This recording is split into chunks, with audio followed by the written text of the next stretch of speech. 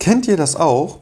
Ihr wollt beim Comic lesen einfach nur etwas naschen, nehmt euch was heraus, zum Beispiel Knickknacks, und auf einmal merkt ihr, oh Scheiße, ich kann gar nicht die Seite umblättern. Wie soll das funktionieren? Was mache ich denn jetzt? Doch dafür gibt es eine Lösung. Den Snagger. Ja, mit Snagger bleiben die Finger sauber und so kann ich weiterhin die Seiten umblättern. Snagger, weil Snacken so einfacher geht.